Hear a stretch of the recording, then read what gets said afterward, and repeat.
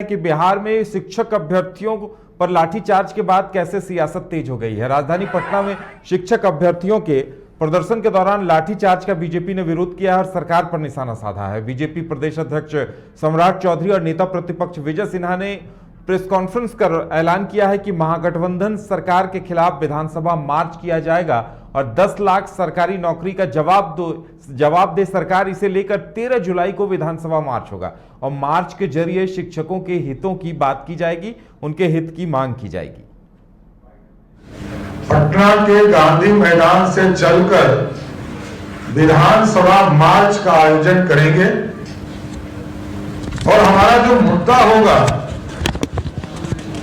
10 लाख सरकारी नौकरी का जवाब दो।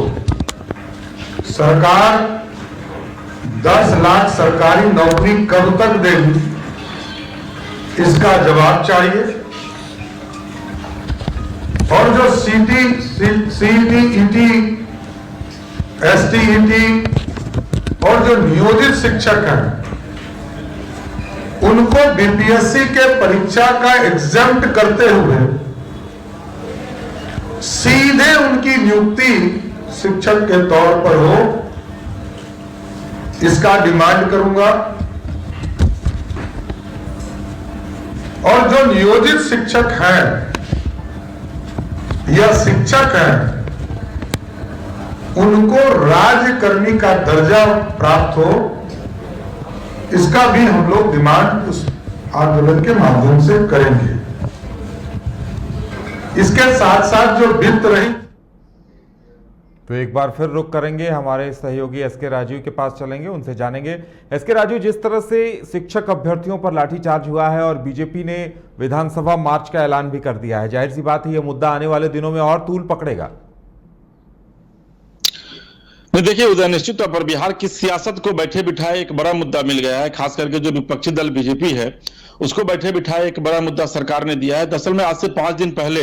विधिवत जब कैबिनेट हुई थी, यही पिछले मंगलवार को जब कैबिनेट की बैठक हुई थी, उस कैबिनेट की बैठक के बाद ये निर्णय लिया गया था कि जो डोमिसाइल पॉलिसी जो है उसको बिहार में समाप्त कर दिया जाएगा। यानी कि पहले जो एक पॉलिसी थी उसके तहत सिर्फ राज्य के ही लोग जो है वो सरकारी नियुक्तियों में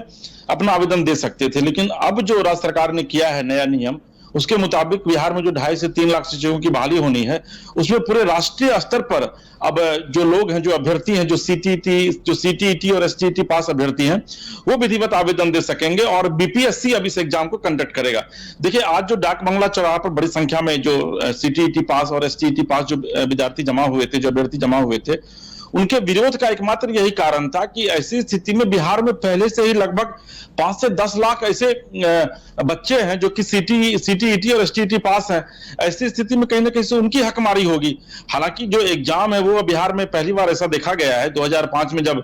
नीतीश कुमार की सरकार बनी थी, उसके बाद से पहली बार ऐसा देखा गया है कि बिहार में अब बीपीएससी जो है वो एग्जाम को कंडक्ट करेगी, शिक्षक के एग्जाम को, और जो मूल वेतन है शिक्षक का, उस मूल वेतन में शिक्षकों की भर्ती होगी। ये आपको याद होगा कि 2005 में जब नीतीश कुमार मुख्यमंत्री बने थे तो उन्होंने एक बड़ी रिक्तियां जो थी शिक्षा विभाग में, उसमें उन्होंने एक नियम लाया कि भाई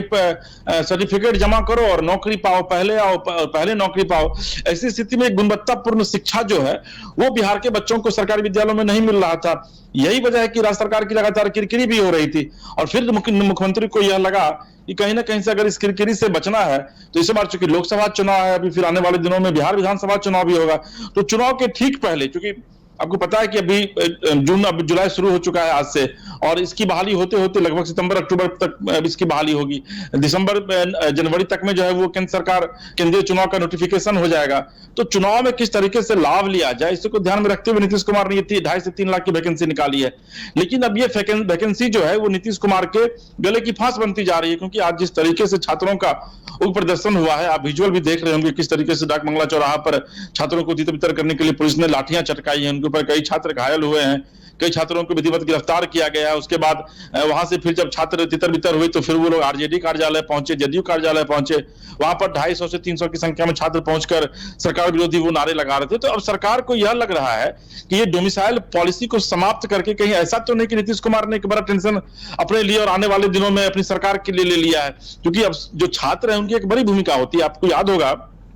उदय, कि जब 1974 में जेपी की क्रांति शुरू हुई थी बिहार में, तो उसमें छात्रों की बड़ी भूमिका थी। छात्रों ने बढ़ चढ़कर उसमें हिस्सा लिया था, और नीतीश कुमार भी छात्र आंदोलन की उपज है, लालू यादव भी छात्र आंदोलन की उपज है, जिनको अब ये लगने लगा है कि अगर छात्र वाकई में इसी तरीके से एग्रेसिव रहे और उनके एग्रेशन का यही मोड रहा, तो आने वाले दिनों में सरकार की फजीयत होनी तय है। हालांकि इन सबके बीच चंद्रशेखर जो शिक्षा मंत्री हैं, वो विवादों, अपने बयानों को लेकर अक्सर विवादों में रहते हैं। उन्होंने यह कहा है कि भाई सरकार जो ये फैसला लाई है, ये पहले से ही लागू था बिहार में, ये विपक्ष जानबूझ करके छात्रों को भड़का रहा है। लेकिन छात्र है, उनका ये कहना है कि अगर 2.5 लाख वैकेंसी है, उसमें अगर 20 लाख लोग पूरे देश से अपीयर हो जाएंगे, तो फिर उसमें बिहारियों को जगह मिल नहीं पाएगी। तो कहीं ना कहीं छात्रों की मांग भी है जो वो अपनी जगह पर जायज है। वहीं दूसरी तरफ अगर राज्य सरकार की आप बात करें, तो राज्य सरकार का यह कहना है कि भाई डेमोक्रेसी है, यहाँ पर किसी भी राज्य के लोग किसी भी दूसरी जगह भी जाकर आवेदन दे सकते हैं, नौकरी कर सकते हैं, तो राज्य सरकार भी अपनी जगह पर सही है। लेकिन इन सबके बीच नीतीश कुमार के लिए अब ये शिक्षक बहाली जो है, वो आने वाले दिनों में गले में एक हड्डी की तरफ बन गई है, जो कि न तो उनको अब निगलते बन रहा है, न उगलते बन रहा है। जी उदय। चलिए, देखना ये दिलचस्प होगा कि आने वाले दिनों में नीतीश सरकार इस मुद्दे को कैसे निपटाती है, या फिर विपक्ष जिस तरह से इस पर घेरेबंदी कर रहा है उसमें पूरी तरह से फंसती नजर आती है। एसके राजीव, हमारे साथ जुड़ने के लिए और तमाम जानकारी देने के लिए आपका बहुत बहुत धन्यवाद।